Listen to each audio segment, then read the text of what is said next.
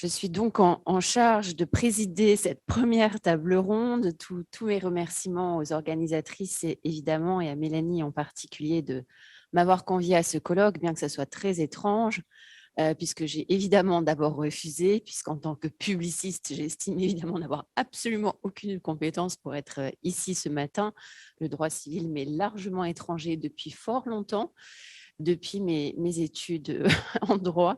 J'ai toutefois cédé à l'insistance de Mélanie, comprenant qu'il pouvait être utile, vous savez, comme les moines copistes, d'avoir quelqu'un de totalement incompétent, analphabète et ne sachant ni lire, mais écrire, pour présider une séance afin de commettre le moins d'impairs possible et d'être uniquement le maître des horloges avec les panélistes. Donc, je serai impitoyable, comme on me l'a demandé à plusieurs reprises, je vous préviens, chers collègues.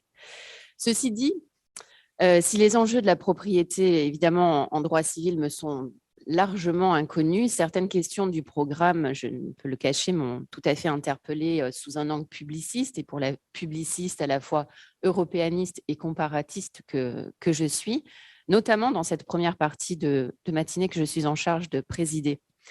J'ai évidemment été interpellée parce que la thématique de la propriété résonne immédiatement pour nous, publicistes, en termes de droits fondamentaux, évidemment.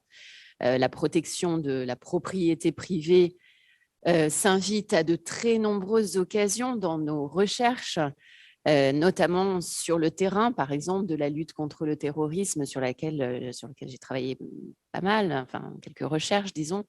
Et ça renvoie évidemment à beaucoup d'affaires connues en contentieux de l'Union européenne, notamment les fameuses affaires Cadi que tout le monde connaît, où la Cour a noté une atteinte disproportionnée au droit de propriété.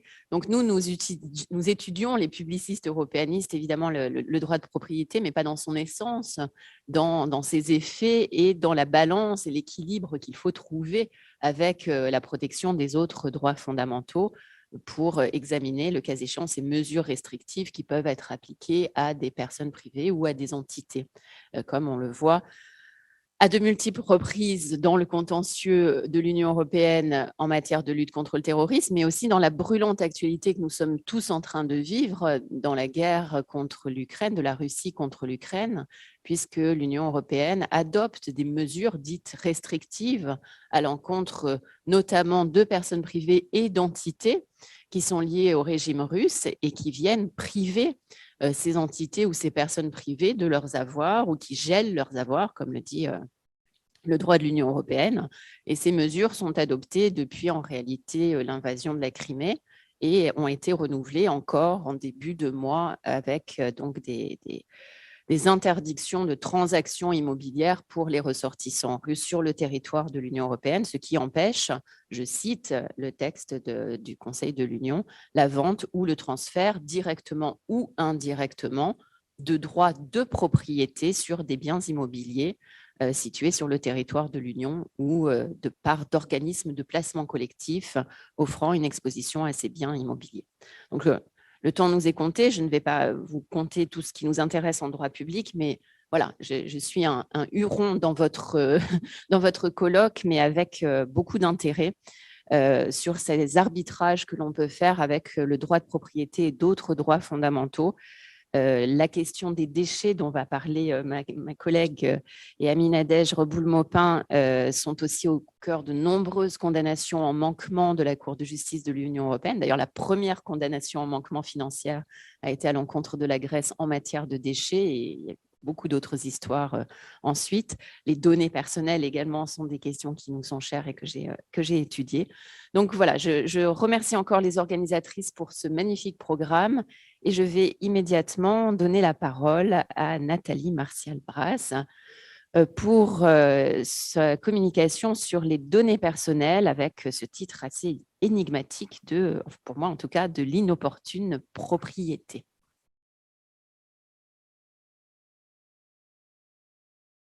Je vais partager une présentation avec vous. Je vais tout d'abord commencer par remercier évidemment les organisatrices et leur dire à quel point je suis désolée de ne pas être parmi vous et de devoir faire cette intervention à distance. Donc voilà, je vous présente toutes mes excuses. J'espère que néanmoins le propos n'en sera pas altéré et je branche tout de suite mon chronomètre pour être sûr de ne pas dépasser le temps, parce que j'ai compris que le temps était une donnée importante. Alors, je ne voudrais pas commencer avec retard.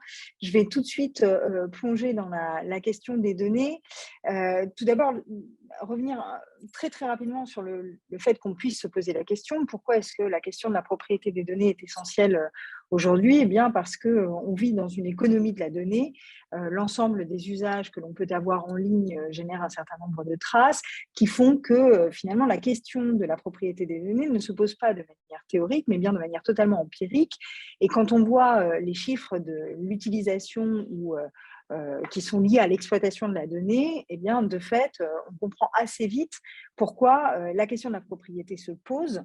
On a pu donner des qualificatifs à cette donnée et vous avez rappelé la question de la guerre en Ukraine il y a quelques secondes, à l'époque où les commodités, notamment le pétrole, réaugmentent très largement, eh bien, on prend la mesure de la comparaison entre les données et le pétrole ou l'or noir, comme on a pu le relever. Alors, quelques chiffres très rapidement, je ne rentre pas dans le détail puisque j'ai bien compris qu'on était pris par le temps, mais tout simplement pour montrer que quand on faisait des projections dans le milieu des années 2010, on projetait déjà une évaluation assez importante du montant des données. Quand on regarde ce qui est en réalité avéré, notamment en 2020, eh bien, on constate que l'exploitation des données, la valorisation des données représente 8% du PIB de l'Union européenne. Donc, on voit bien que l'enjeu économique est un enjeu essentiel et que c'est bien parce qu'il y a cet enjeu économique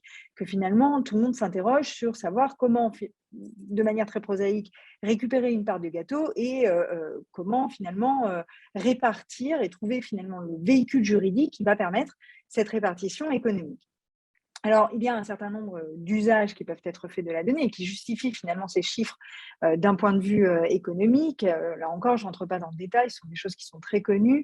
On peut faire de multiples usages des données par les professionnels et c'est principalement là qu'ils vont en tirer les ressources dans l'économie digitale que l'on connaît, notamment par la publicité ciblée, par le marketing personnalisé et puis également parce que en permettant une meilleure connaissance client, en mettant au service finalement les données pour l'expérience utilisateur, eh bien, on peut avoir des services qui sont plus adaptés et donc avoir des offres qui sont nettement plus concurrentielles que celles du voisin.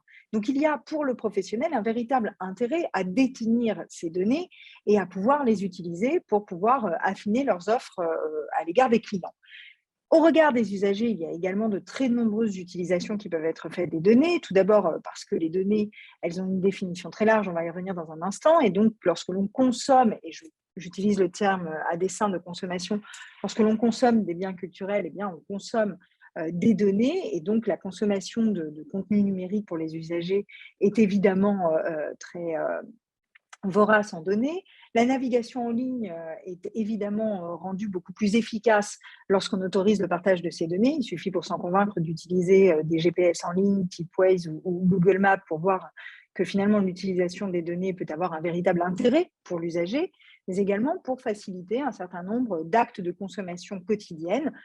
Aujourd'hui, il est évident que quel que soit le lieu de la planète où on se situe, pouvoir avoir recours aux services en ligne est un véritable atout. Alors évidemment pour pouvoir commander, après chacun fait ce qu'il veut, mais sur des sites en ligne type Amazon, indépendamment des considérations fiscales que l'on pourra avoir, mais également, et on l'a vu au cours de la pandémie, tout simplement pour avoir accès à des soins par l'entremise de plateformes type Doctolib ou même d'autres plateformes qui sont peut-être un peu moins mainstream dans le secteur. Donc, on le voit, les données, finalement, sont au cœur d'un certain nombre d'usages, que l'on se place du côté des professionnels ou des usagers. De fait, on va avoir des flux de données qui vont être échangés et ces flux de données vont générer une volonté de la part notamment des professionnels de capter cette manne financière pour pouvoir être finalement les mains beaucoup plus, enfin les coudées beaucoup plus franches pour pouvoir utiliser ces données. Et donc, la question de la réservation et de la captation de ces données se pose en des termes propriétaires, en des termes de questions propriétaires, comme on a pu le constater précédemment à l'égard d'autres biens, à l'égard d'autres nouveaux biens qui ont pu émerger. Dans le cadre de ce débat, aux dernières élections européennes, a émergé un certain nombre de propositions qui, pour pouvoir remettre finalement le citoyen, et j'emploie le terme à dessein, au centre du débat, eh bien, se sont proposées de donner comme véhicule pour cette remise en contrôle des individus, eh bien, se sont proposés de offrir aux citoyens la capacité de réclamer un droit de propriété pour pouvoir réclamer finalement une part de ce gâteau dont on parlait à l'instant et pour pouvoir finalement obtenir des revenus de la part de ces données. Et donc a émergé un discours totalement propriétariste qui tourne autour de contrats de vente et d'utilisation à des fins patrimoniales de ces données. Alors, en réalité, quand on parle de propriété, c'est peut-être là la question qui explique le titre. En réalité, la propriété n'est qu'une forme de patrimonialisation des données. Ce qui est au cœur de l'enjeu, c'est véritablement de savoir comment finalement tenir compte de ce qui se passe en pratique, de manière empirique, de l'utilisation et de l'usage qui est fait des données par les professionnels à des fins financières, et de voir finalement comment est-ce qu'on peut patrimonialiser ces données sans porter atteinte à un certain nombre de droits, notamment le droit des personnes concernées. Alors, si on revient sur les définitions, le terme de patrimonialiser, c'est tout simplement le fait de faire rentrer un objet dans une approche patrimoniale. Et donc là, on voit bien que finalement, en parlant de propriété, on s'enferme volontairement dans un dispositif qui n'est peut-être pas le seul pour pouvoir permettre cette valorisation, et cette valorisation de manière patrimoniale.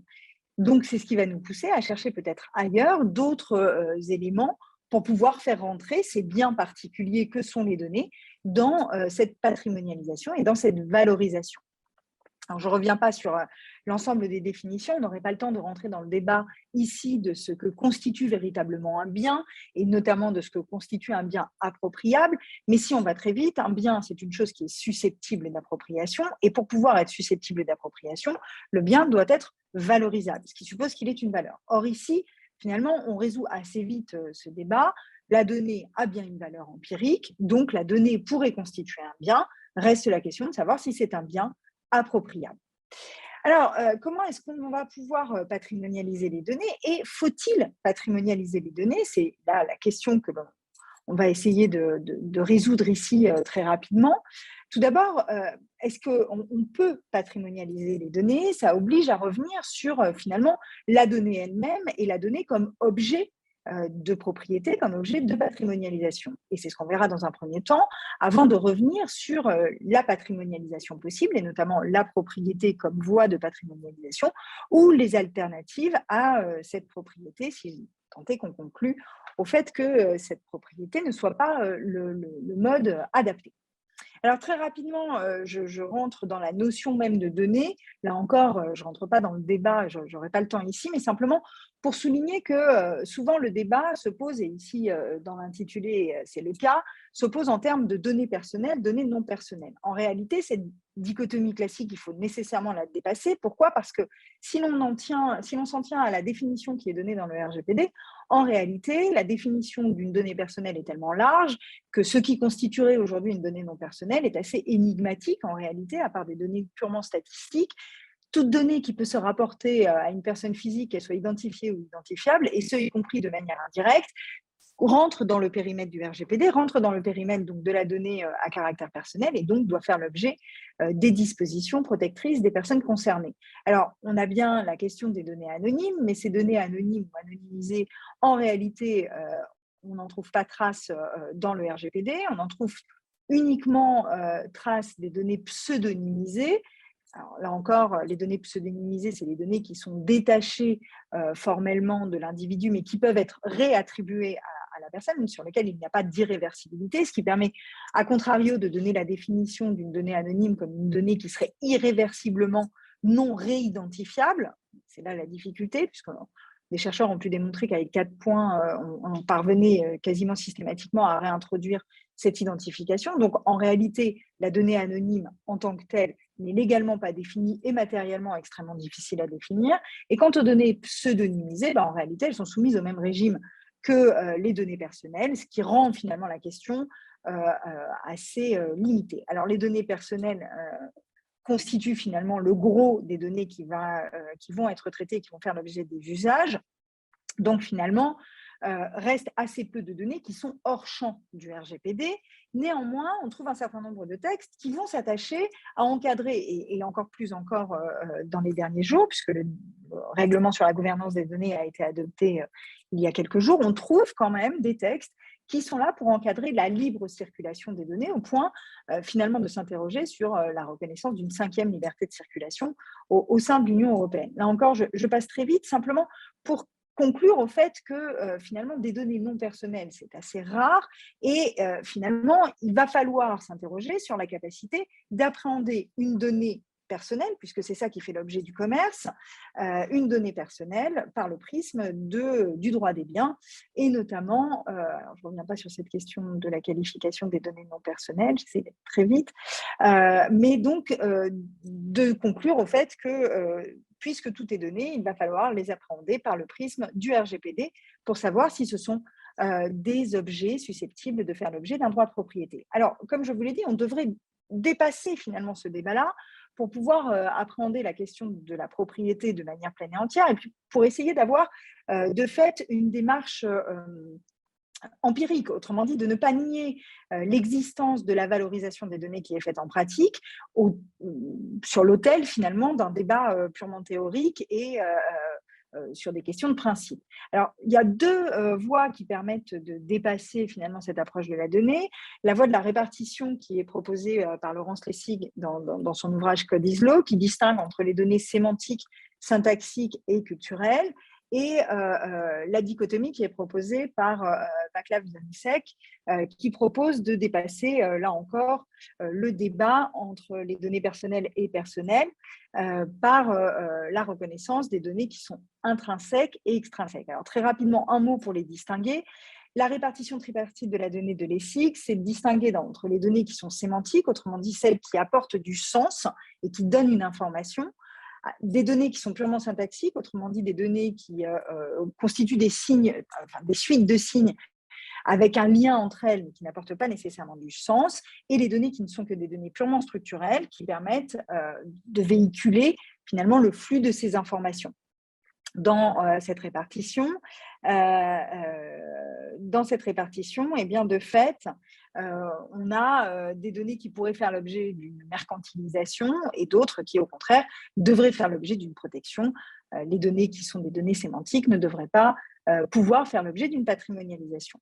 On reprend également cette idée-là du dépassement de la donnée personnelle entre les données qui sont intrinsèquement personnelles, qui devraient rester hors champ de la patrimonialisation, et les données qui sont dérivées ou les données qui sont extrinsèques, autrement dit, qui ont un certain recul par rapport à l'individu et qui devraient donc pouvoir faire l'objet d'une propriété. Pas forcément de la propriété telle qu'on l'entend, mais en tout cas d'une propriété. Alors, si on reprend ces idées, l'idée centrale, c'est d'essayer finalement de ne pas patrimonialiser une information qui est liée à la personne, autrement dit, qui va avoir un intérêt pour l'individu. Alors, ce qui est important, c'est de constater que finalement, quand on revient sur le débat de la donnée comme objet de patrimoine, on repose finalement la question du lien avec l'individu, et notamment de son caractère, de sa capacité à être protégé par ce droit de propriété. Or, on constate que le droit des données est en réalité désormais un droit à la protection de l'individu, et donc davantage un droit subjectif, si bien que le fait de replacer le droit des données dans un droit réel est peut-être un peu plus difficile conceptuellement. Alors là encore, je vais très vite parce que je vois le temps qui passe. Simplement, en conclusion ici, l'idée c'est de dire que le droit qui est donné aux individus est un droit subjectif à ne pas faire l'objet d'un traitement, et donc notamment d'un profilage, et donc que ce droit subjectif rend son appréhension par le droit de la propriété peut-être un petit peu plus compliqué. Alors, je ne rentre pas dans les détails ici, dans la mesure où on n'a pas le temps, mais simplement, notons ici qu'il y a Un point qui doit être relevé, c'est que le RGPD, comme texte principal, mais d'autres également, ne conclut pas à ce débat, enfin entre ce débat droit de propriété, droit subjectif. On trouve finalement, selon les dispositions, un certain nombre de dispositions qui vont dans le sens du caractère subjectif de ce droit et d'autres, au contraire, qui vont dans le sens du caractère réel. Et c'est le cas, par exemple, de la portabilité des données qui réifie complètement les données et donc qui atteste de cette capacité à faire de la donnée une forme de commodité. Alors, la notion de bien n'est pas totalement exclue. Là encore, je vais passer très très vite là-dessus. Je vais aller directement sur ma deuxième partie. Donc, partons du postulat que les données peuvent faire l'objet peuvent être dans le commerce et donc peuvent faire l'objet d'une reconnaissance en tant que bien.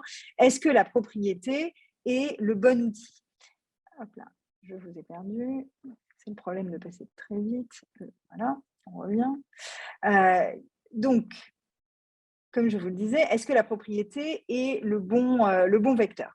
Alors, si on revient sur la théorie classique de la propriété, eh bien, de fait, cette propriété est parfaitement possible, puisque si on reprend la définition de l'article 544 du Code civil, il n'y a pas d'opposition de principe à admettre la propriété des données, puisque par définition, il n'est pas fait mention notamment du caractère corporel ou incorporel de l'objet. Donc, rien ne s'oppose par principe à la possibilité de reconnaître une propriété. Si on revient sur les théories qui sont proposées par Václav-Jansek, eh bien, de fait, il y a deux façons de concevoir la propriété, soit d'une façon ascendante, soit d'une façon descendante.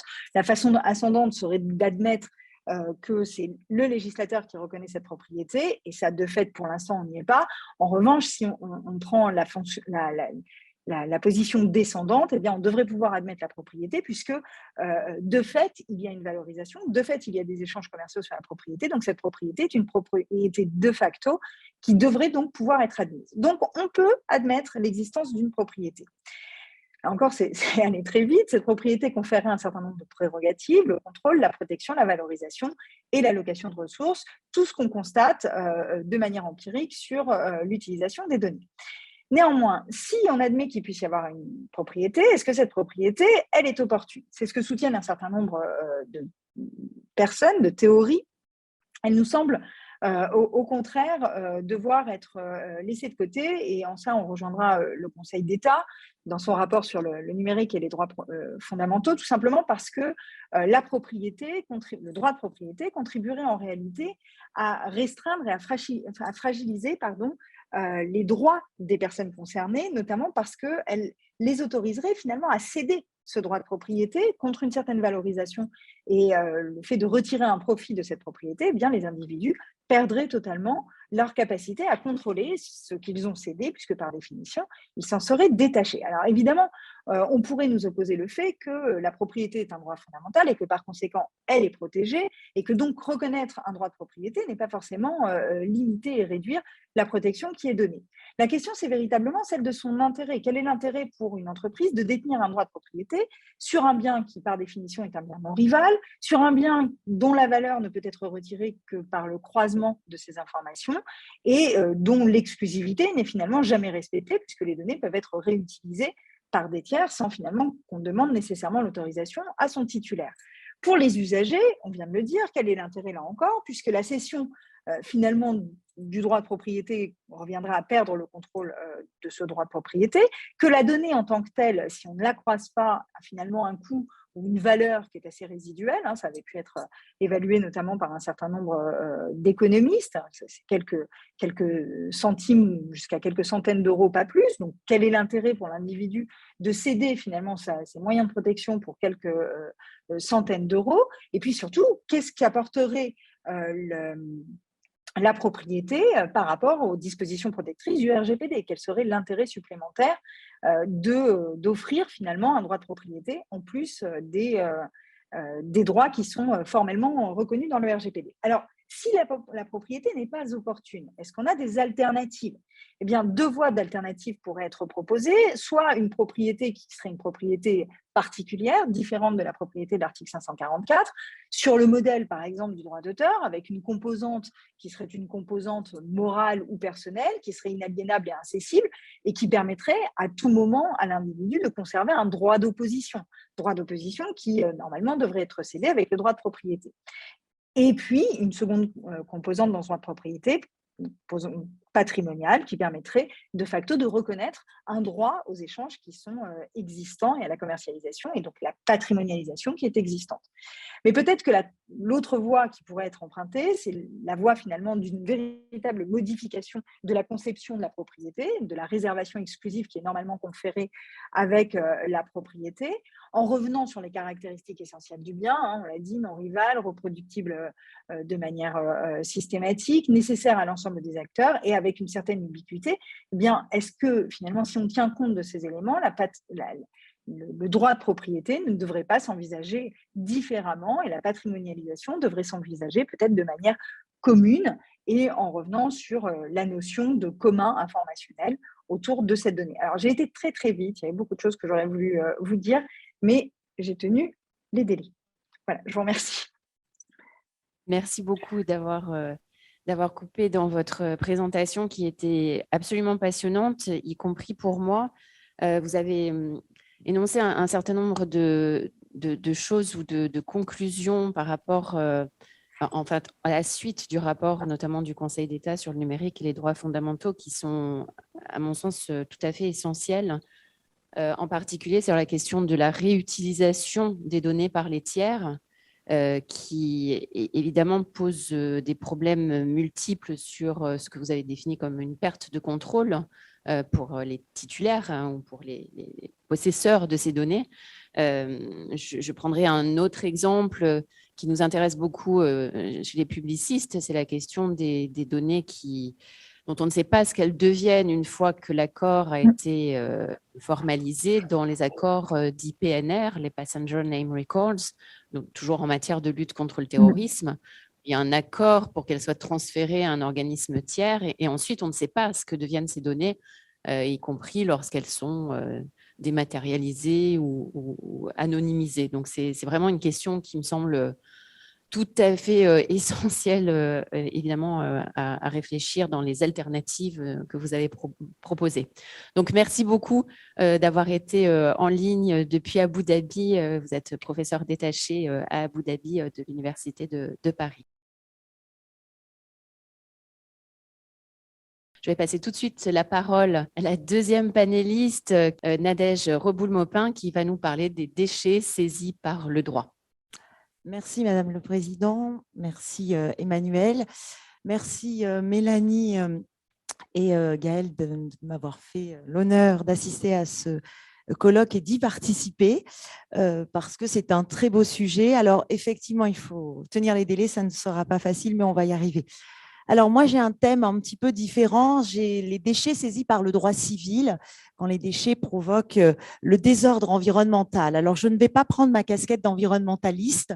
Je vais prendre, que je n'ai pas totalement d'ailleurs, je vais prendre le sujet sur la propriété en droit civil, qui était le sujet demandé, tout évidemment la grand mettant, en lui abordant un petit peu des données quand même environnementales. Alors, partant de ces déchets, je vais vous dire que les déchets, finalement, ce sont des choses qui sont altérées, de valeur nulle, négative, et dont on n'a plus l'utilité, dont on veut vraiment se défaire. Et pour parler de déchets, on parle souvent, en termes plus communs, immondices, il est vrai, ou ordures. Donc, ça constitue aujourd'hui les déchets un vrai risque pour l'environnement. Pourquoi ? Parce qu'ils sont bien souvent polluants et on assiste pourtant aujourd'hui, c'est ce que je vais essayer de démontrer, à un changement de paradigme ici où on passe finalement d'une économie linéaire à une économie circulaire et on veut faire des déchets des ressources utilisables et justement recherchées. Donc ces déchets doivent devenir des ressources utilisables ou recherchées. Alors, si on prend d'un point de vue étymologique du déchet, le déchet, ça vient de quoi? Ça vient de déchoir, déchet, du participe déchoir, du verbe du participe déchoir, c'est-à-dire ce qui est tombé, perdu.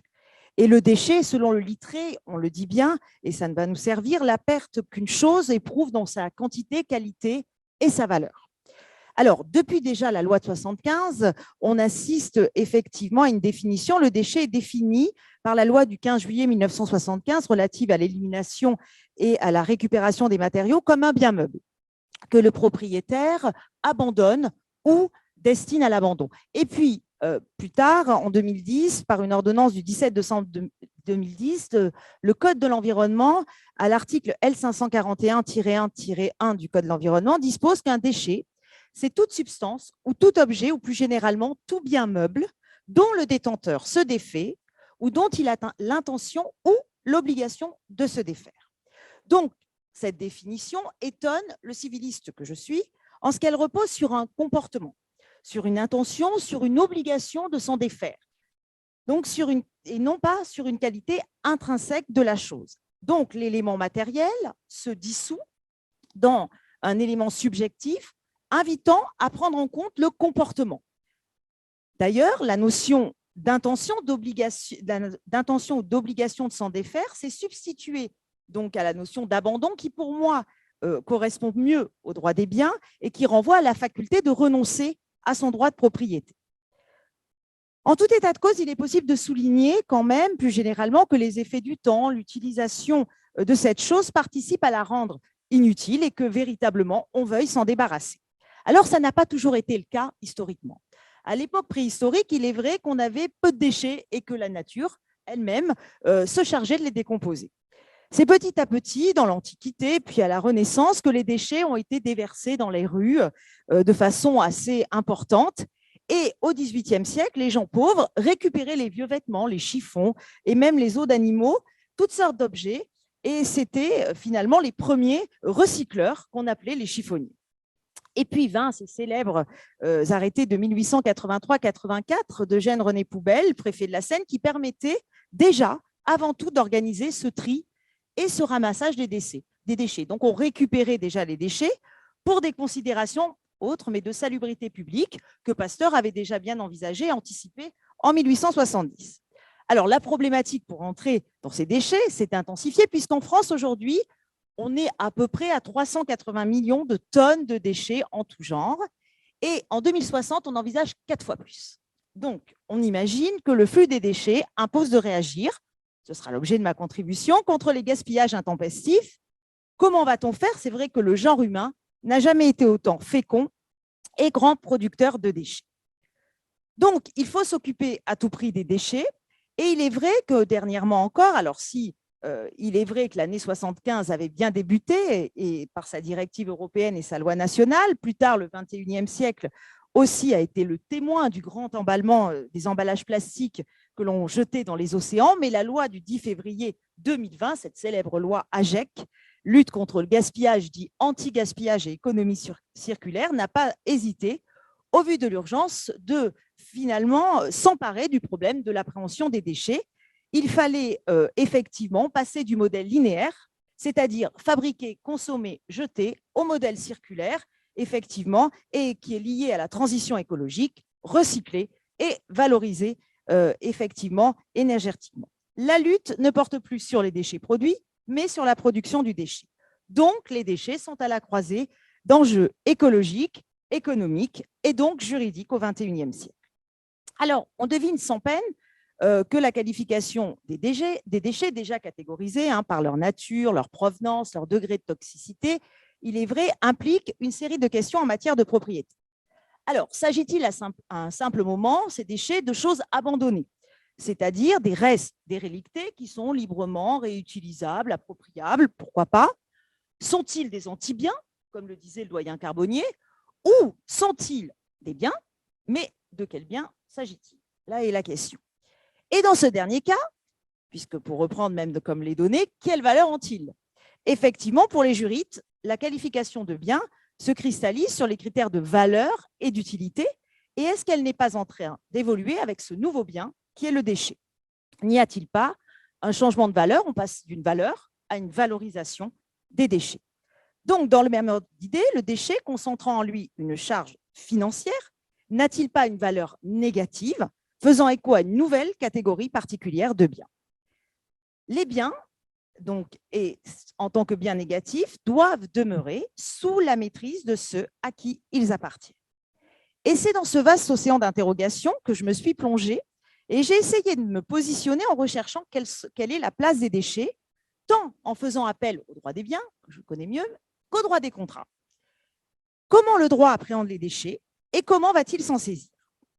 Ces déchets que certains qualifieront, monsieur le professeur Seub l'a intitulé, d'objets juridiques mal identifiés, seront appréhendés dans ma contribution sous un double angle. On va envisager leur appréhension par le prisme du propriétaire, ce qui va nous amener à un traitement parcellaire de ces déchets et à reconsidérer la propriété comme un droit, mais aussi comme un devoir.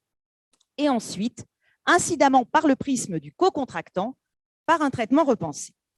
Alors, l'appréhension des déchets, tout d'abord par le prisme du propriétaire, un traitement parcellaire. Alors, la question de la propriété des déchets peut paraître saugrenue, sans intérêt, mais vous allez voir que la réalité est tout autre et qu'on va voir le propriétaire autrement.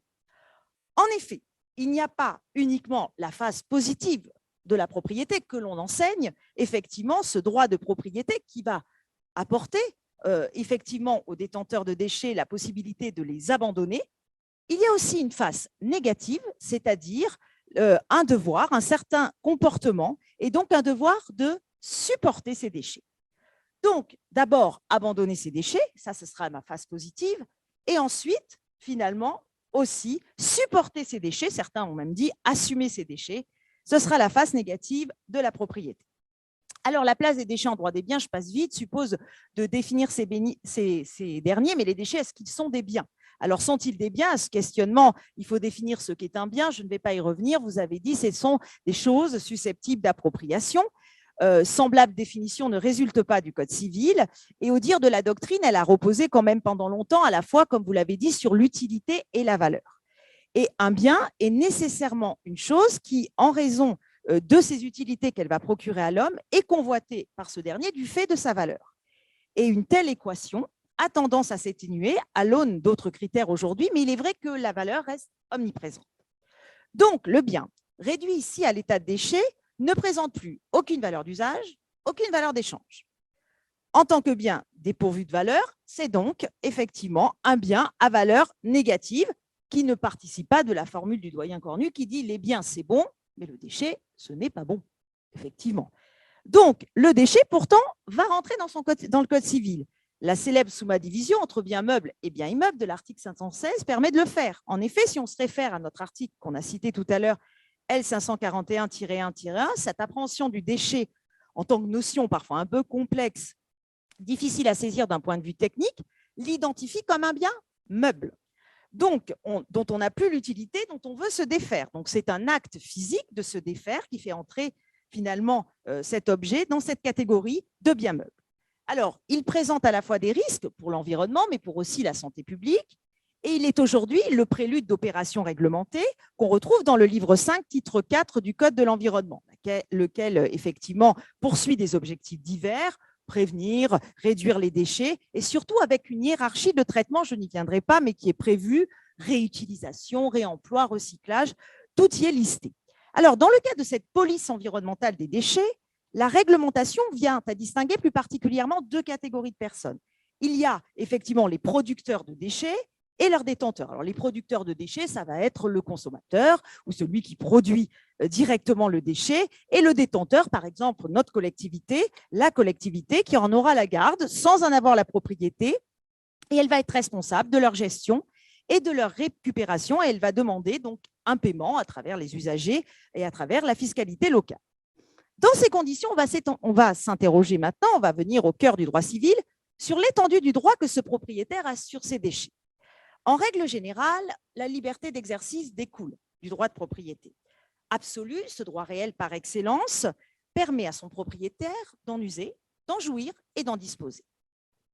Effectivement, l'abandon rejaillit, on le sait, sur la qualification du droit des biens. Et quand on parle de déchets, on a une faculté d'abandonner ces déchets à sa guise qui découle de cette entière disposition. Alors, le bien devient une chose abandonnée, dont l'ancien propriétaire a eu la volonté de se débarrasser. Je mets mon canapé effectivement sur le trottoir avant qu'on enlève par le service des objets encombrants. Ce sont des choses, des restes, des relictés, des choses abandonnées dont le premier occupant en droit des biens en devient propriétaire par la simple prise de possession. Mais qu'en est-il aujourd'hui de nos déchets? Puis-je les abandonner? Peut-on se satisfaire d'une telle volonté d'en disposer par le droit de propriété, les abandonner et les faire acquérir par le premier occupant? La réponse semble négative. L'idée qui sous-tend ici l'occupation en droit des biens est que le bien constitue une richesse. Et là, en aucun cas, une charge pour son acquéreur. En effet, il doit conduire à la satisfaction de son titulaire. Ce qui n'est pas le cas du déchet qui demeure à bien des égards une charge, sauf pour peut-être certains à s'en faire des ressources. Donc le déchet, par son abandon, devient une source de responsabilité. Il a un statut particulier. Finalement, le propriétaire peut-être n'a plus aucun droit sur le déchet, mais seulement des devoirs. Donc il est possible de constater que le propriétaire n'a plus de droit sur ces déchets. Les prérogatives du propriétaire telles qu'ils sont prévus dans le Code civil s'appliquent mal aux déchets. Disposer des déchets demeure quand même concevable, puisque strictement encadré par notre Code de l'environnement.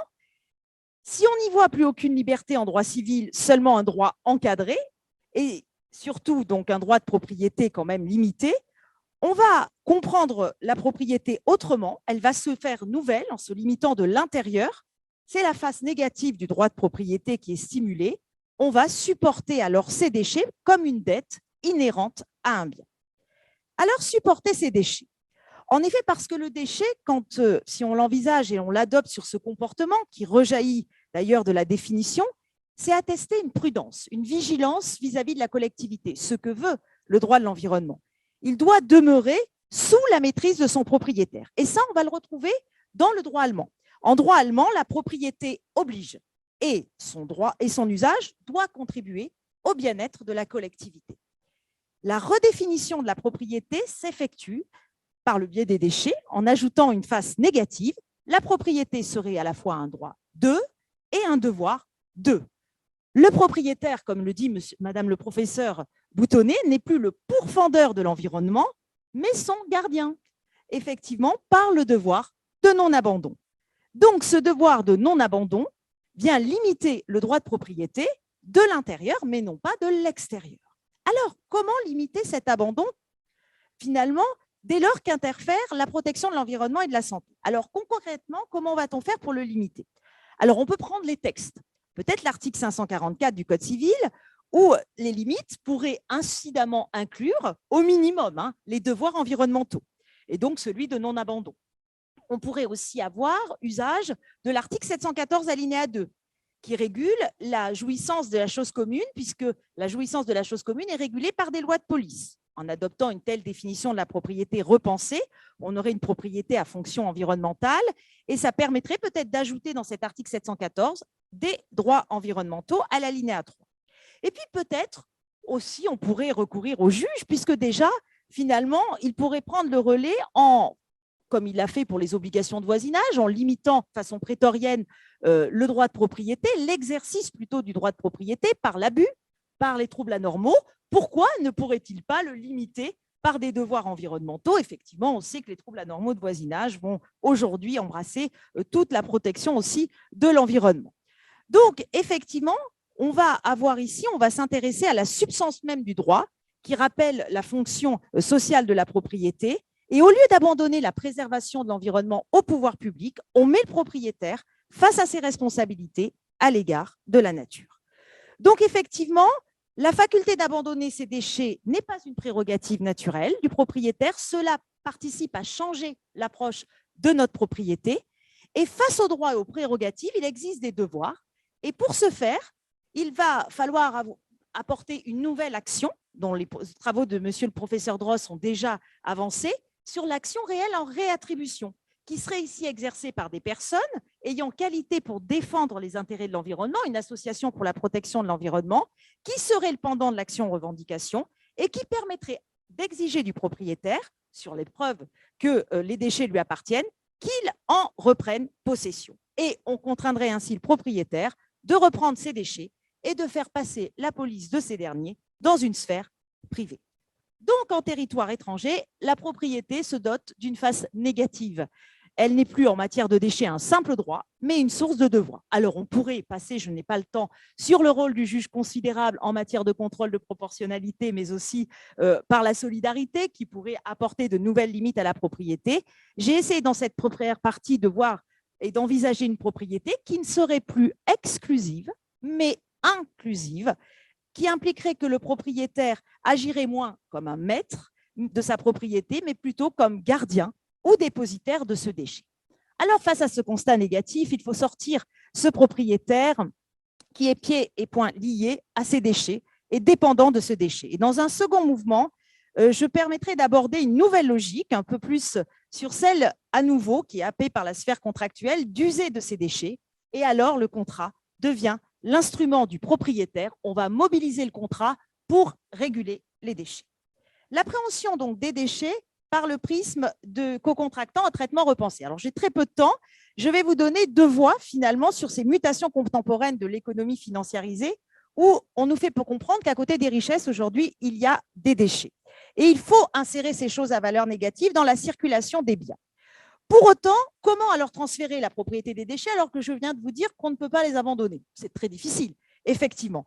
Donc, c'est par le biais du contrat et je vais le faire de deux manières, en prévoyant une contractualisation par procéduralisation ou par la mobilisation de nouveaux contrats qui vont vers l'usage effectivement du bien sans transfert de propriété, puisqu'aujourd'hui, le bien durable doit être réparable.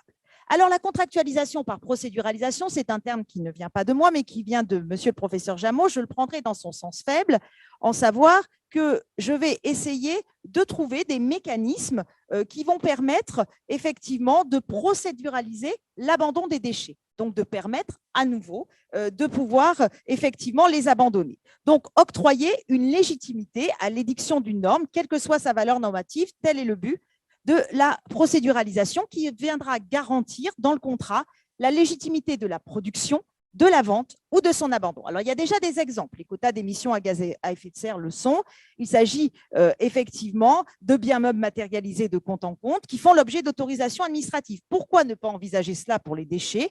Une contractualisation par patrimonialisation des déchets qui pourrait être cessible par la vente à condition d'être subordonnée à une autorisation administrative. Il y a les diagnostics, je n'y rentre pas dedans, il y en a déjà pour les déchets de chantier, puisque voilà, les diagnostics vont permettre aussi de pouvoir effectivement permettre de, en nouveau, transférer ces déchets, de leur octroyer une certaine légitimité. Et pourquoi pas par le contrat, un contrat d'abandon qui procéduraliserait en soi l'abandon. Alors, la différence ici, c'est qu'effectivement, le déchet n'est plus un bien, mais devient l'objet juridique d'un contrat, à tout le moins d'une clause peut-être, et on devra respecter les prescriptions contractuelles. On devra effectivement avoir donc et prévoir une série de prescriptions qui permettra d'abandonner ces déchets, d'être très vigilant parce que l'alternative de céder, de pouvoir à nouveau céder ces déchets aux entreprises de récupération se doit d'être licite. J'ai lu encore dans la presse dernièrement qu'il y a aujourd'hui du trafic en bande organisée, effectivement, de déchets qui sont plus lucratifs que celui du cannabis. Donc, effectivement, on peut imaginer. Donc, le contrat d'abandon, vous voyez, a pour fonction de fixer un cadre pour l'action de s'en défaire et de protéger les co-contractants en matière d'exercice de leurs prérogatives contractuelles. Et donc, effectivement, il y aurait des modalités dans le contrat qui, finalement, seraient prévues que le co-contractant devra respecter s'il veut renoncer à ces déchets. Donc, le déchet recevra le traitement que subit tout objet contractuel. Il sera soumis à un régime contractuel et à des sanctions contractuelles. Et le propriétaire et l'entreprise de récupération devront donc effectivement ici être attachés à cette procédure au contrat. Alors, il y a une autre forme, pour terminer, de contractualisation par l'économie de fonctionnalité. Cette contractualisation prend le bien en amont. On va exiger que le bien soit performance et réutilisable. Il lui incombe donc dans cette économie de fonctionnalité d'aller vers des contrats proclamant l'usage du bien. Alors, il y a le contrat d'abord de fonctionnalité, première étape, où dans l'économie de fonctionnalité, on trouve effectivement un contrat où on va prévoir des conditions d'utilisation du bien. C'est la société Cooper, par exemple, en matière de pesticides. Pour les agriculteurs, plutôt que de leur délivrer des pesticides, elle fait une solution globale de protection des cultures qui sont facturées à une surface protégée. Cette nouvelle prestation l'amène à diminuer les quantités de produits chimiques utilisés, à être plus respectueuse de l'environnement. Donc, une logique servicielle de ces contrats qui permettrait un objectif de performance et de réduction des déchets. Effectivement, c'est l'angle sous des services qu'il procure que le contrat est envisagé. Ce contrat relève pour l'instant de l'Innomé, je pense qu'il y restera. Et ensuite, dans l'autre partie, une autre façon de voir cette économie de fonctionnalité, un peu complémentaire à ce contrat, c'est la logique cycle de vie qui vise l'optimisation de la gestion de biens. C'est les pneus Michelin qui prend en charge la gestion complète du cycle de vie des pneus.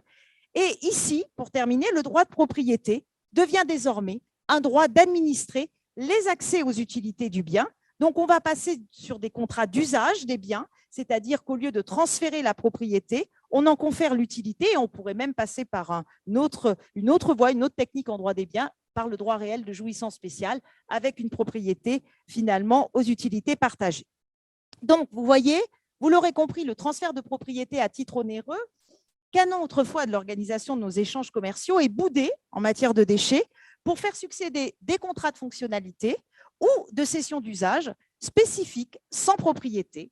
L'avenir est au mésusage de la vente et à la préférence de nouveaux types de contrats innommés qui participent à l'usage des biens. J'en termine pour vous dire que les déchets ont participé donc dans ma contribution à un double mouvement. D'un côté, une nouvelle approche de la propriété in qui se dessine en conférant aux propriétaires tant un droit qu'un devoir. Mais on assiste aussi à un out de la propriété par notre économie de fonctionnalité. Au contrat translatif de propriété succède aujourd'hui une logique de performance, de réduction des déchets, un usage spécifique sans propriété. J'espère vous avoir convaincu qu'après le temps du in était venu celui du out. Merci, chère Nadège. Évidemment, la question du transfert de propriété, notamment sur des questions internationales de vente de déchets, notamment de déchets dangereux. Tu as abordé la question à plusieurs reprises. Soulève par ailleurs des questions éthiques incroyables. Et puis, ce par quoi tu as terminé sur le trafic en bande organisée de déchets, évidemment, c'est une question qui est très, très ancienne en réalité à travers de nombreux réseaux de mafia. On sait bien effectivement que les déchets sont une source vraiment aussi grande, en effet, que d'autres terrains illicites. Je vais passer la parole à Marianne Faure-Abad, professeure de droit privé à l'Université de Poitiers, pour sa contribution sur la construction de la propriété d'un immeuble en chantier. Merci beaucoup. J'en profite pour remercier vraiment très chaleureusement Mélanie et Gaëlle de cette invitation qui me réjouit à la fois pour la thématique de la journée et puis pour tous les à côté vraiment très agréables. Donc, on a bien de la chance de travailler dans un tel contexte. Alors, la construction de la propriété de l'immeuble en chantier, ça arrive. Alors, ce n'est pas la première. Voilà. La construction de la propriété de l'immeuble en chantier, rapport d'étape d'une réflexion, de ma réflexion encore en chantier. J'ai oublié de mettre mon... Voilà, c'est bon. C'est un sujet qui est aux confins du droit de la propriété immobilière et du droit de la construction, du droit des contrats, en fait, au croisement du droit des biens et du droit des contrats. Il appelle à faire des ponts entre les livres 2 et 3 du Code civil et à s'occuper des questions nées de la confrontation des effets du contrat de construction, les contrats d'entreprise, vente d'immeubles à construire, vente d'immeubles à rénover, confrontation entre ces effets et les biens auxquels le chantier s'intègre et donne corps, les fonds et les volumes, les bâtiments, les édifices et ouvrages d'art. Le chantier délimite un espace temporel et géographique en 3 ou 4 dimensions, voire en 5 dimensions pour les plus innovants, dans lequel des entrepreneurs, salariés, ingénieurs, artisans et sous-traitants transforment de concert et progressivement, dirigés par le maître d'œuvre, un joyeux désordre de matériaux et équipements divers en une chose immeuble nouvelle. Les contrats du chantier valorisent ainsi les biens existants, et je vais parler aussi de la valorisation des déchets, bien sûr. Donc, ils valorisent les biens existants, les fonds et les tréfonds, les volumes et les superficies, en les bâtissant ou en les améliorant. Si au cœur du chantier se trouvent les architectes, maîtres d'œuvre, bâtisseurs, les maîtres des pierres, à sa genèse, il y a la personne pour qui l'ouvrage se fait, la personne qui a commandé sa réalisation, que l'on nomme le maître de l'ouvrage. En raison du principe de l'accession immobilière, ce maître d'ouvrage est en principe aussi le maître du sol. Mais la synonymie propriété du sol, maîtrise d'ouvrage n'est pas immuable. La maîtrise d'ouvrage peut ainsi revenir à un autre par la volonté du propriétaire du fonds, locataire, usufruitier, superficiaire, preneur d'un bail réel comme le bail à construction ou le jeune bail réel solidaire. Mais dans la situation de principe, le maître du sol détient seul le pouvoir de transfigurer un sol nu en un sol bâti, éventuellement de démolir pour reconstruire. L'ouvrage qu'il a commandé transformera son bien, qui n'aura plus les mêmes qualités physiques, juridiques ou économiques. L'espace aura été construit et le régime juridique des terrains bâtis sera désormais applicable. La construction de la propriété de l'immeuble en chantier repose donc, dans le cours normal des choses, sur l'accession. La propriété d'une chose immobilière donne droit sur tout ce qui s'y unit accessoirement, artificiellement, article 546 du Code civil. La propriété du sol emporte la propriété du dessus et du dessous, article 552. Les constructions et ouvrages sur le terrain sont présumés appartenir à son propriétaire, 553 du Code civil. Alors, je voudrais montrer comment les pratiques nées des contrats de construction modernes interrogent ce droit d'accession sur l'immeuble en chantier. Mais avant d'y venir, il faut exposer ce qu'a changé l'industrialisation de la construction immobilière au XXe siècle. Il fut un temps où le chantier se jouait entre le propriétaire d'un fonds, un architecte, un entrepreneur, ces deux-là pouvant d'ailleurs être un seul homme ou une seule femme, mais sans doute un seul homme à l'époque. On construisait pour soi ou pour rentabiliser des immeubles de rapport ou encore s'adonner à la spéculation foncière que décrit si bien Balzac dans ses Arts birotteaux. Mais au sortir des guerres, des Première et Deuxième Guerre mondiale, il a fallu accélérer le rythme des constructions pour répondre aux besoins de logement démultipliés par la conjugaison malheureuse des destructions et du désintérêt des investisseurs pour les immeubles de rapport induit par le blocage des loyers démarré en 1914. Les promoteurs immobiliers prirent l'initiative de réaliser des programmes destinés à répondre à la demande des familles d'accéder à la propriété de leur logement. L'appropriation passait alors par l'acquisition de parts sociales dans des sociétés de construction-attribution constituées par les promoteurs et réglementées à partir d'une loi de 1938. En 1967, 2 ans après la loi de 1965 qui fixa le statut de la copropriété des immeubles bâtis, le droit de la promotion immobilière fut doté d'un instrument de construction et de commercialisation remarquable, inédit et exporté ici ou là. Je veux parler de la vente d'immeubles à construire, qui consiste tout à la fois à vendre un terrain, tout en promettant dans le même contrat d'y édifier l'immeuble décrit au contrat. Il en existe 2 modèles. Le premier est une vente à terme qui est boudée par la pratique en raison de ses inconvénients économiques. Et le second est la vente en l'état futur d'achèvement, dite VEFA, dont la position est hégémonique sur le marché de commercialisation des immeubles neufs. Je voudrais montrer et tenter d'expliquer la singularité des mécanismes d'appropriation qui sont à l'œuvre dans la VEFA à partir de 3 hypothèses différentes. Je commencerai par le cas le plus simple, sur la base duquel est rédigé l'article 1601-3 du Code civil, qui porte la définition du contrat. Un vendeur transmet à un acheteur unique la propriété du sol sur lequel il construira l'immeuble. J'aborderai ensuite 2 complexifications de ce schéma. La première est liée à la nature singulière de l'immeuble vendu lorsqu'il s'agit d'un futur lot de copropriété. La deuxième, situation complexe, a une situation où la VEFA repose sur la cession d'un bail à construction. Un cas simple donc, suivi de 2 cas complexes. Le cas simple, la vente d'un immeuble en état futur d'achèvement à un acquéreur unique. Dans le cas le plus simple, un vendeur, promoteur, transfère à un acquéreur la propriété du sol dès la conclusion du contrat, lui permettant dès lors de profiter de l'accession immobilière pour tous les ouvrages qui y sont construits, comme en dispose l'article 1601-3 du Code civil que vous avez sous les yeux. La VEFA est le contrat par lequel le vendeur transfère immédiatement à l'acquéreur ses droits sur le sol, ainsi que la propriété des constructions existantes. Les ouvrages à venir deviennent la propriété de l'acquéreur au fur et à mesure de leur exécution, L'acquéreur est tenu d'en payer le prix à mesure de l'avancement des travaux. Second alinéa, le vendeur conserve les pouvoirs de maître d'ouvrage jusqu'à la réception des travaux.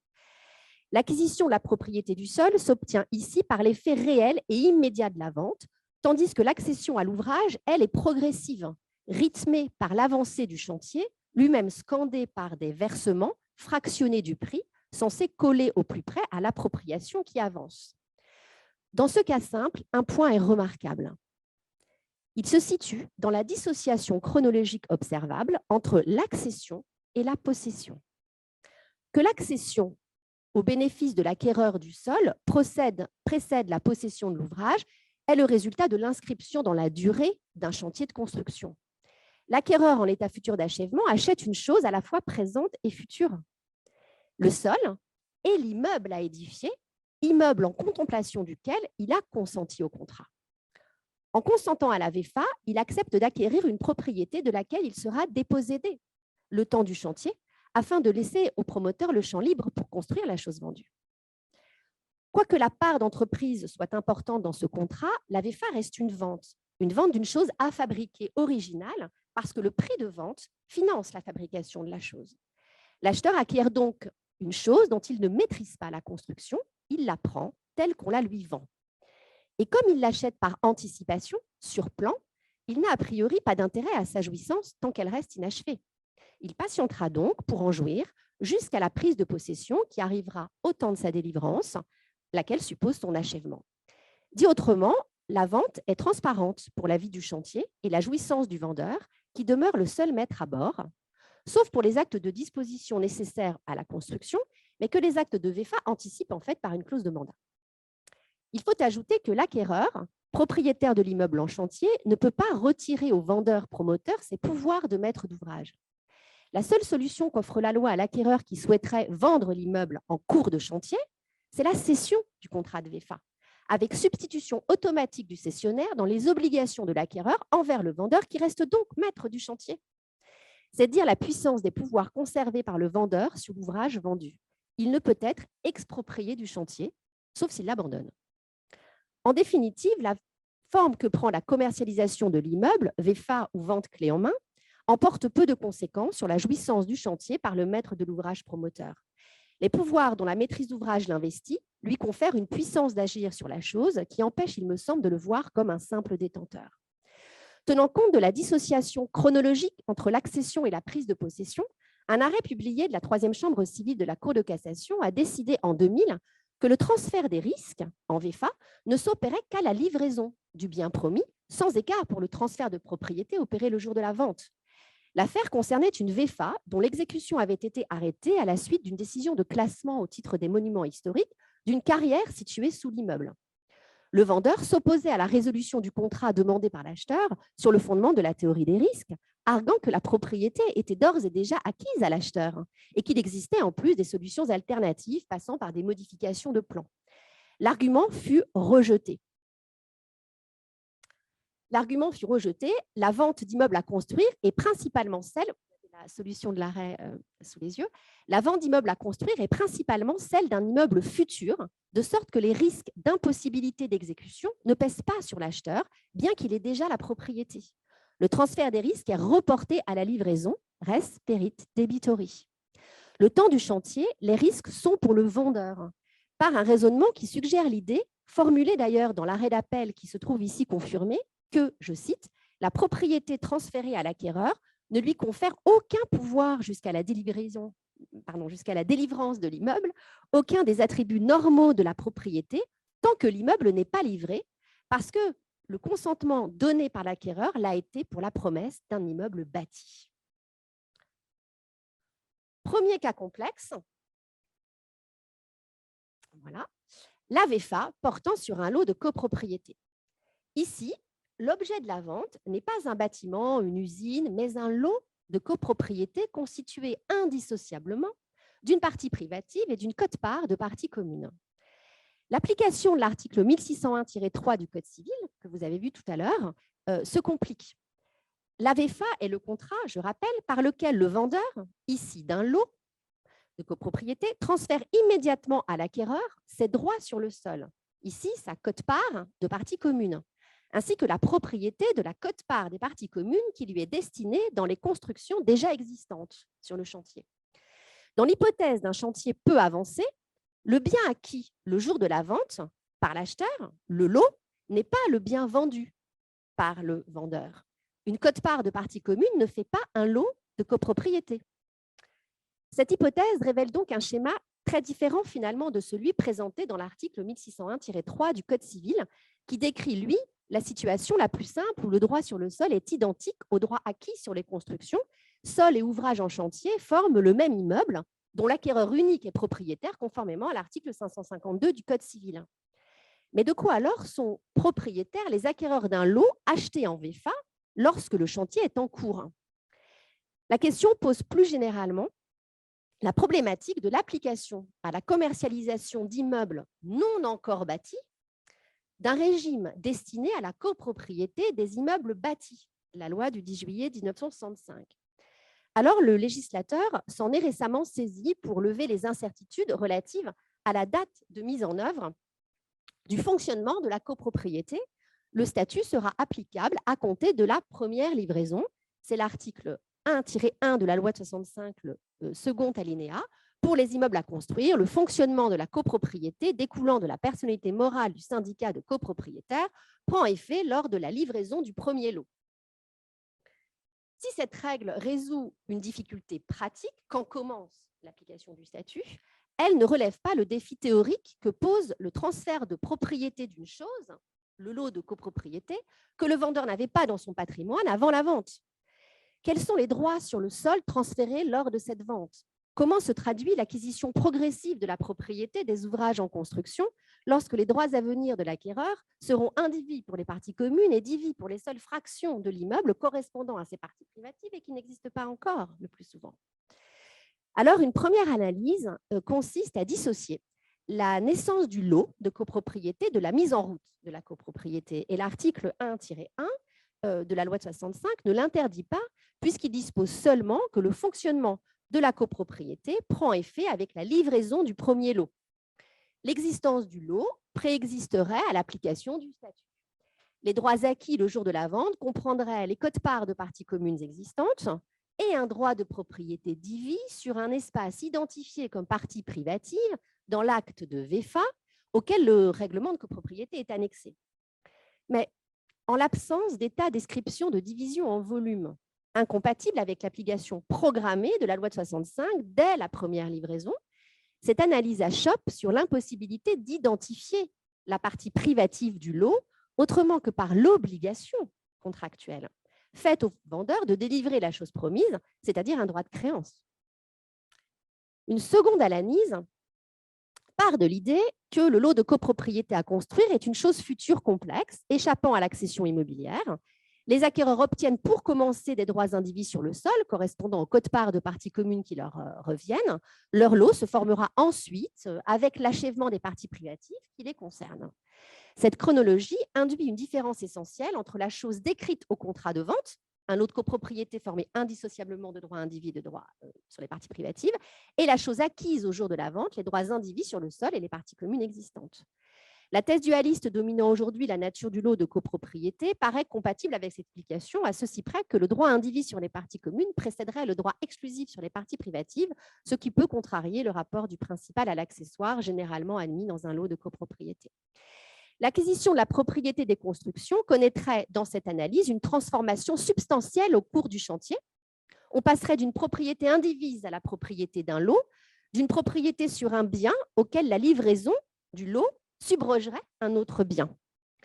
En définitive, tant que la livraison du premier lot n'a pas mis en œuvre le fonctionnement de la copropriété, les acquéreurs de l'immeuble à construire sont dans une situation d'indivision forcée sur le sol et les ouvrages qui s'y trouvent, copropriété de fait, dont ils ne peuvent demander le partage, pour deux raisons. D'abord, un article du Code civil 1601-4 qui règle le retrait du programme par un acquéreur, je vous l'ai dit, par la cession du contrat, afin de ne pas compromettre l'achèvement de l'immeuble par le promoteur.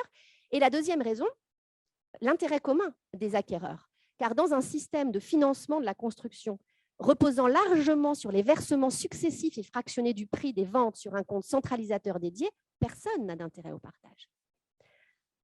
Un mot sur la situation des promoteurs, des droits du promoteur durant ce chantier, en VFA d'un lot de copropriété.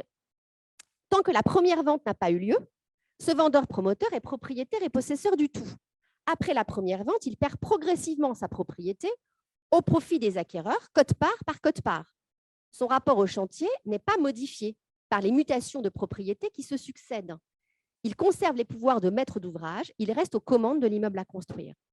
En synthèse, pour finir ce premier cas complexe, la construction de la propriété d'un immeuble vendu en l'état futur d'achèvement se traduit par une accession immédiate et indivise et une possession différée à la livraison. En miroir, le promoteur perd la propriété au fil des ventes qui se signent, tout en conservant la possession du chantier qui lui permet d'exercer la maîtrise d'ouvrage, évoquant peut-être une forme de constitu possessoire légal. Deuxième cas complexe, la VFA assise sur un bail à construction. Le preneur à bail à construction dispose d'un droit réel sur la chose d'autrui qui lui confère la propriété temporaire des constructions édifiées. L'instauration de ce bail fut imaginée en 1964 pour résoudre l'assèchement des terrains à vendre dans une stratégie gagnant-gagnant. Le promoteur réduit le coût du foncier puisqu'il n'acquiert pas la propriété du terrain, mais paie un loyer qui peut prendre la forme d'un droit de propriété sur une partie des constructions édifiées. Au terme du bail et sauf clause contraire, les constructions reviendront au propriétaire du sol en application de 552 du Code civil, mais la longue durée du contrat assurera au preneur la rentabilité de son investissement. De son côté, le bailleur propriétaire se défait des charges foncières d'un terrain inexploité tout en percevant les fruits. Ce bail réel est souvent utilisé par les collectivités territoriales. Après avoir servi comme outil d'accession sociale à la propriété en permettant le portage financier du terrain par la personne publique, le bail à construction trouve aujourd'hui un nouveau souffle. L'assise contractuelle de la propriété qu'il confère au preneur permet de finaliser les constructions au service de la stratégie d'aménagement du territoire souhaitée par la collectivité. Pour prioriser le développement du petit commerce sur l'immobilier de bureau, par exemple, une clause du bail pourra préciser les activités qui seront exploitées dans les constructions, leur taille, leur envergure, etc. Le bail à construction peut être directement conclu par l'investisseur souhaitant faire construire, mais il peut aussi l'être par un promoteur immobilier qui construira et cédera ses droits de preneur à bail à construction dans le cadre de VFA le plus souvent. C'est cette dernière situation qui nous intéresse car elle présente une originalité dans l'application de l'article 1601-3 du Code civil. Le droit sur le sol, transféré à l'acquéreur, n'est plus un droit de propriété, mais le droit réel immobilier du preneur à bail à construction ou une quote-part de ce droit si les acquéreurs sont plusieurs. Bien que la formule ne soit pas dans le texte, ce droit réel immobilier confère la propriété des constructions édifiées. L'accession des constructions au sol étant paralysée par le droit réel immobilier accordé par le propriétaire bailleur au preneur à bail, la propriété des constructions est acquise à ce dernier puisqu'il commande les ouvrages, en prend possession et paie les contrats. Dans une VFA assise sur le droit réel immobilier né d'un bail à construction, la propriété de l'acquéreur sur les ouvrages en chantier provient en définitive davantage de sa qualité de cessionnaire du bail qu'elle n'est inférée de la vente passée, sauf à admettre que l'accession immobilière puisse se produire des constructions au droit réel immobilier transmis avec la vente, c'est-à-dire d'une chose corporelle en une chose incorporelle. La VFA, et j'en ai presque terminé, est seulement finalement le montage nécessaire pour réserver la construction au promoteur immobilier. Il cède son droit au bail, donc l'obligation de construire l'immeuble décrit au contrat. Mais comme il vend en même temps le dit immeuble en l'état futur d'achèvement, il conserve l'obligation de le construire et ce faisant, la propriété du chantier, vue comme le droit exclusif de construire et d'en percevoir les fruits représentés par le prix de vente de l'immeuble. Il y aurait encore beaucoup à réfléchir sur la propriété vue par le prisme du droit de la construction et je finirai par une ouverture. Le promoteur qui valorise le chantier en affichant sur les palissades et autres bâches de chantier les éléments de sa marque pour faire sa publicité, exerce-t-il une forme de jouissance réelle en retirant ainsi les fruits du chantier? Je vous remercie.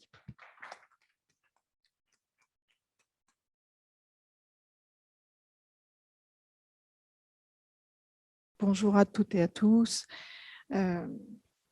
Oui, permettez-moi de vous remercier pour cette invitation et de saluer l'organisation de ce colloque qui a nécessité un long travail sur le long terme, beaucoup d'investissement de la part de leurs organisatrices, et je suis particulièrement contente d'être là aujourd'hui pour en profiter et aussi pour entendre, et d'abord pour entendre mes collègues. Alors, j'avais pour thème donc la copropriété, entendue comme la copropriété des immeubles bâtis et non pas pris dans son sens le plus large. Et j'avais ajouté donc cette proposition, l'impossible exclusivisme. Pourquoi? Pour revenir sur, pour essayer de traiter le thème de la journée, à savoir les potentialités du droit de propriété tel qu'on peut le définir dans le droit civil, et pour traiter de la particularité de cette anomalie qui est la propriété collective, qui, de prime abord, est tout à fait antagoniste avec toute forme d'exclusivisme, puisque c'est un droit concurrent exercé par plusieurs personnes.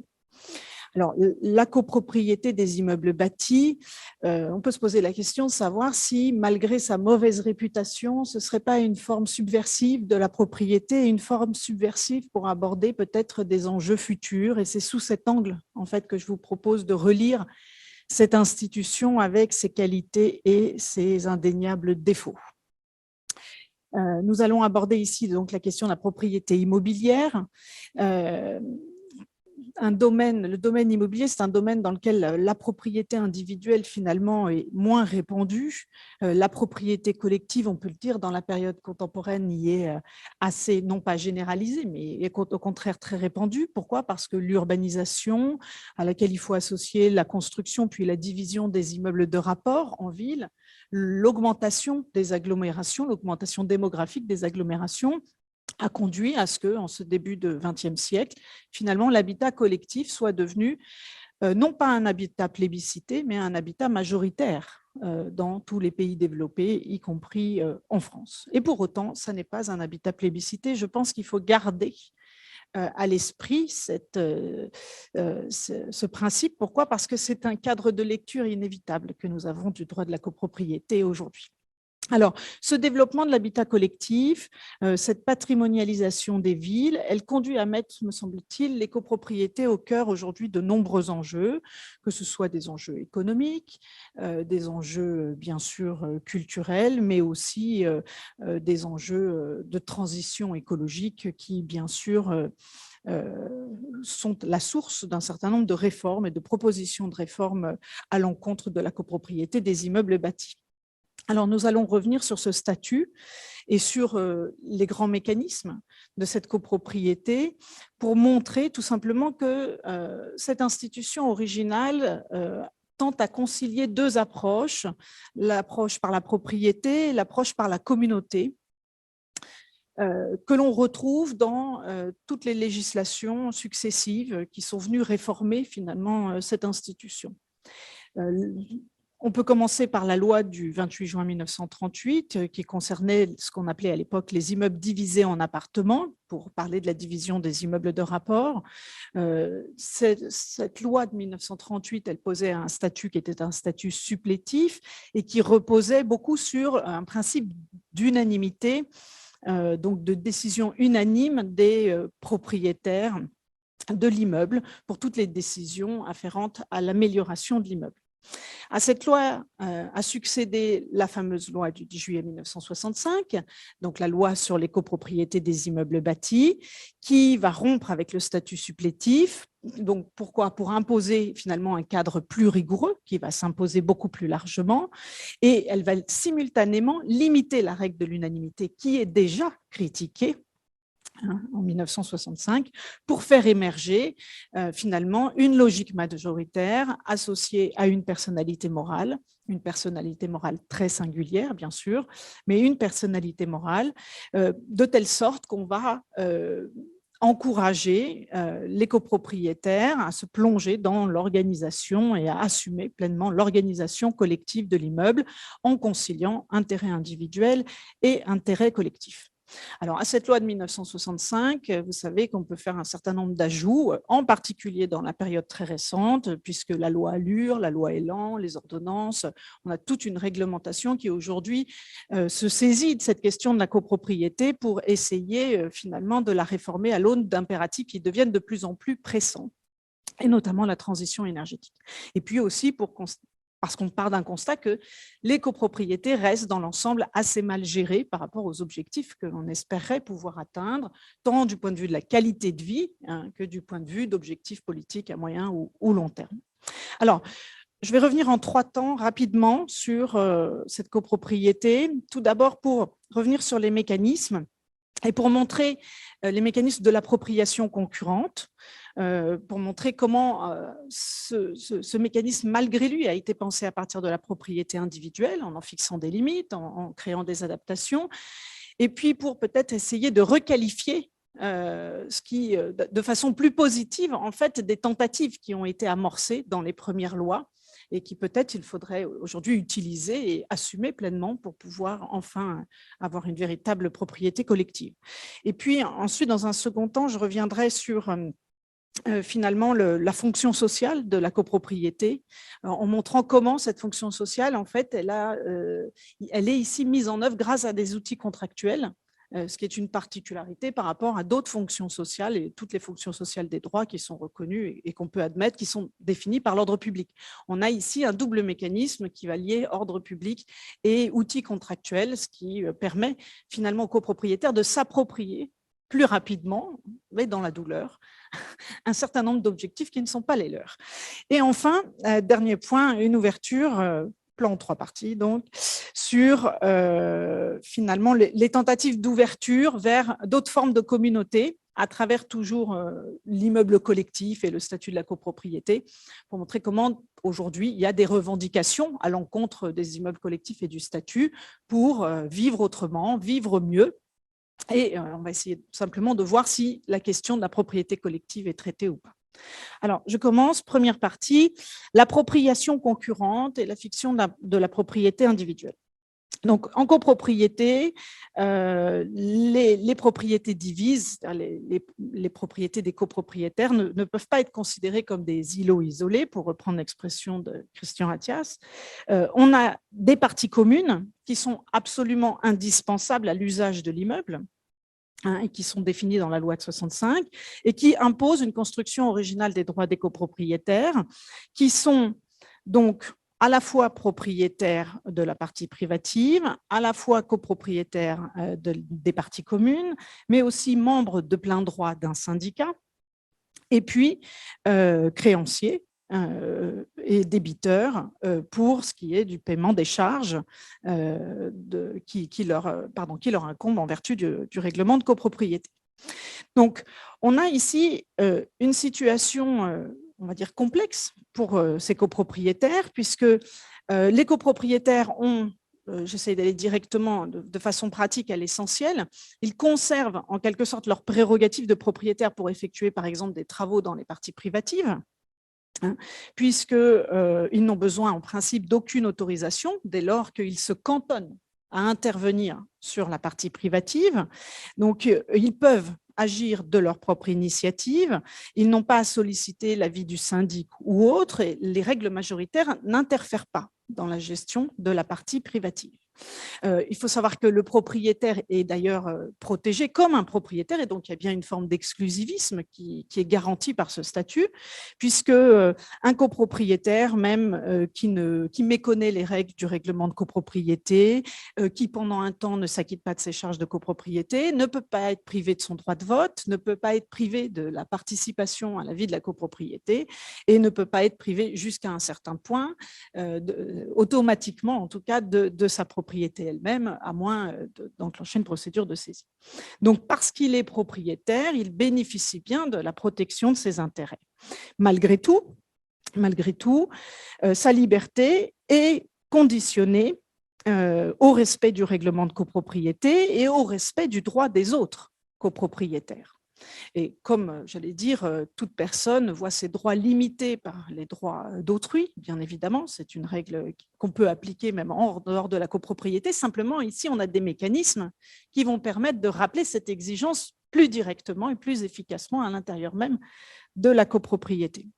Donc, s'il jouit librement de sa partie privative et qu'il peut normalement user également des parties communes, dès qu'on entre dans l'espace des parties communes, bien évidemment, les usages sont immédiatement concurrents et contrôlés cette fois-ci par la copropriété, par le conseil syndical en vertu du cadre fixé par le règlement de copropriété. Donc, il se voit assurer la stabilité dans la jouissance de sa partie privative.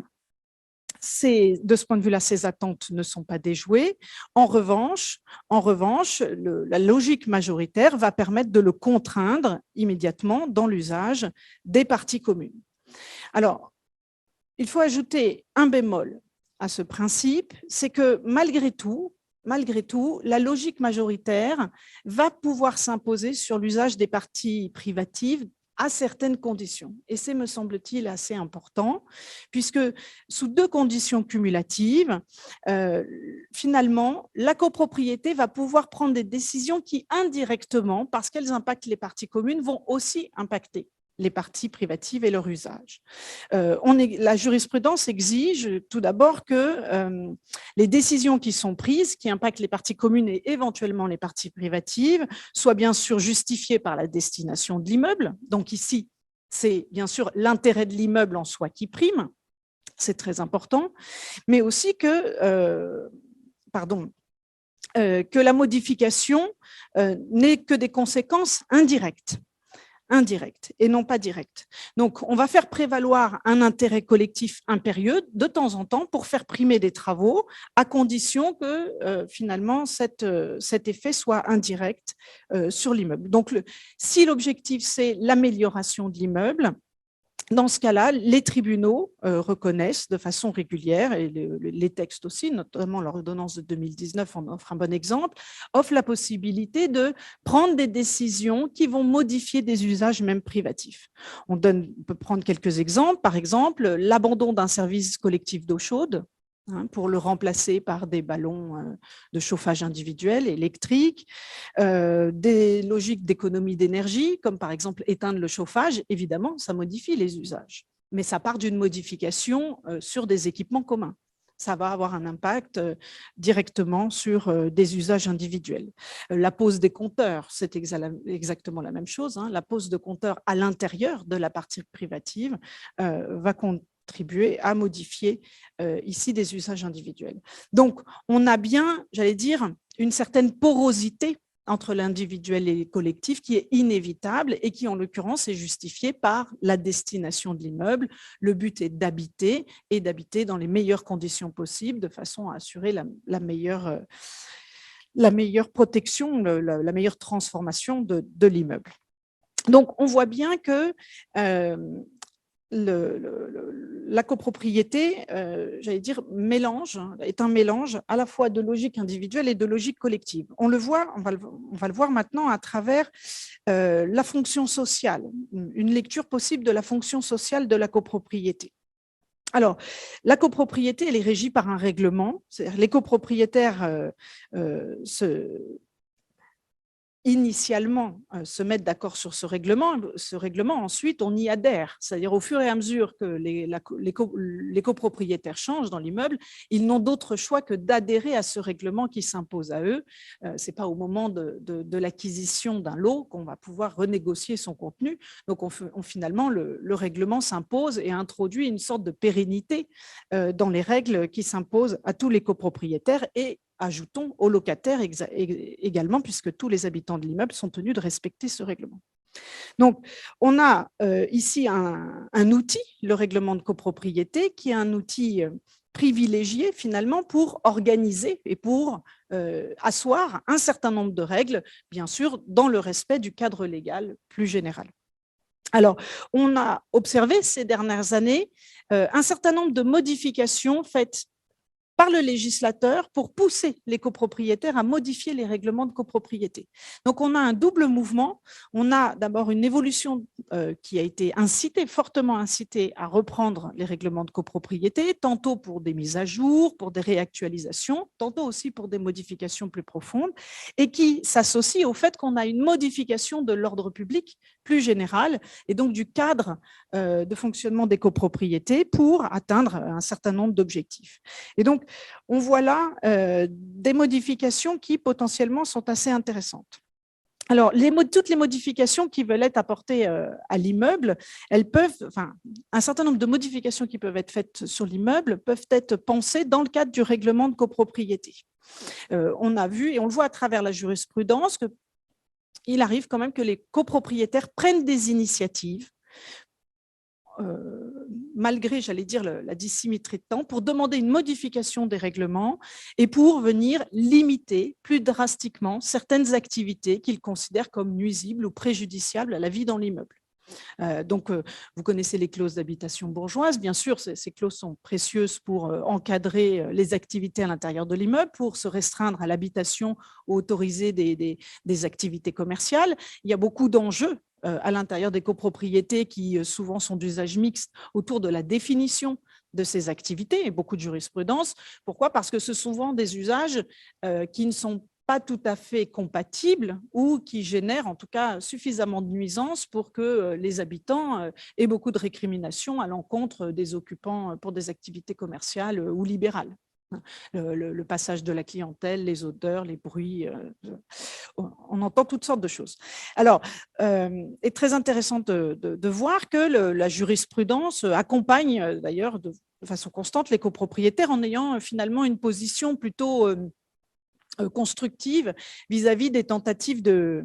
Alors, constructive, on peut l'apprécier différemment, mais en tout cas, en acceptant des tentatives de limitation des activités au motif que celles-ci engendreraient de trop grandes nuisances. Et donc, on prévoit bien la possibilité, même à l'encontre de la liberté d'entreprendre et d'autres principes juridiquement protégés, de limiter des activités qui sont déjà installées dans les immeubles au nom de la protection d'un certain savoir-vivre, au nom de la protection d'une qualité de vie ardemment défendue par les copropriétaires. On a plusieurs exemples en ce sens, et ce qui est intéressant, c'est qu'effectivement, on a invoqué la liberté d'entreprendre devant les tribunaux, qui est quand même une liberté constitutionnellement protégée, mais malgré tout, les juges admettent que la protection de cette liberté n'empêche pas un certain nombre de restrictions pour le vivre ensemble, de la copropriété, bien sûr. On a eu un certain nombre de conflits, vous le savez, à l'occasion du développement de la location de courte durée. Et donc, avant que le cadre légal ne soit posé, les copropriétaires ont aussi essayé de se saisir du règlement de copropriété dans des immeubles très impactés par le développement des activités touristiques. Et donc, les copropriétaires ont essayé de se saisir du règlement de copropriété pour interdire la location, le développement de la location. Et là aussi, on avait un certain nombre de décisions favorables, mais plus difficiles. Et finalement, c'est le législateur qui a pris le pas par le développement d'un ordre public qui désormais s'impose. Donc, après les arrêts de la Cour de cassation de 2018 et 2020, on a aujourd'hui une loi qui pose un certain nombre de cadres dans les grandes villes et notamment à Paris pour limiter la location de courte durée. Voilà. J'en passe au dernier point, très rapidement. Comment aujourd'hui la copropriété peut être comprise et encouragée pour développer d'autres formes de vivre ensemble. Alors, je visais là simplement, là encore, des propositions législatives qui sont entrées dans le droit positif à travers le développement de l'habitat participatif, de formes de coopératives de logement qui sont connues en fait et anciennes dans le droit, mais adaptées en fait aux exigences contemporaines. Avec tout de suite, je vais directement à l'essentiel, deux remarques. Tout d'abord, ces nouvelles formes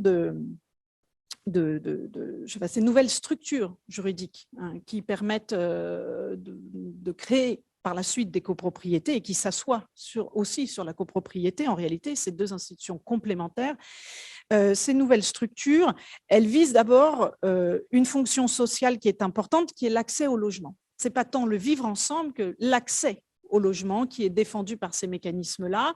Pourquoi ? Parce qu'on a une forme de mutualisation des coûts par un montage d'abord financier qui permet de programmer la construction de logements et d'installer dans ces immeubles des populations qui normalement sont exclues aujourd'hui de l'accès à la propriété et donc à la copropriété. Donc, il y a une fonction sociale qui mérite d'être soulignée, mais qui ne dit rien du vivre ensemble. En revanche, ce que l'on constate, c'est que dans ces projets-là, en général, se greffe par le règlement de copropriété, à l'initiative des structures qui aident au montage de ce type de projet, se monte en fait un projet beaucoup plus complet sur le vivre ensemble, qui s'appuie là sur le règlement de copropriété, la plupart du temps, dans lequel on va imposer aux futurs copropriétaires un certain nombre d'obligations, un certain nombre de règles sur des espaces communs qu'on prévoit précisément dans la construction, c'est-à-dire qu'on organise un projet, une fois encore, auquel les futurs copropriétaires ne pourront qu'adhérer, mais on pose les bases d'un projet pour une copropriété qui est enrichie en quelque sorte, puisqu'on recrée des espaces collectifs, mais j'allais dire ni plus ni moins en réalité que ce qui s'est fait dans les années 70 quand on a commencé à construire ces très grands immeubles. Simplement, on n'a pas réussi à sauver la dimension collective du projet des années 70. Donc là, et je conclurai là-dessus, puisque ça fait 20 minutes et 24 secondes, on a des formes nouvelles j'allais dire, d'accès à la propriété et donc de mise en place de copropriété qui émergent, dans lesquelles, j'allais dire, le cadre de la copropriété restera, semble-t-il, le même, avec peut-être quelques spécificités pour la coopérative. Mais ce qui est intéressant, c'est que là, on voit un changement d'état d'esprit et finalement un rapport à la propriété collective, en tout cas, qui, me semble-t-il, est considéré comme moins out, moins péjoratif, ce qui peut-être va permettre une autre mise en œuvre de ces normes qui n'a pas abouti dans des projets antérieurs. Je vous remercie de votre attention.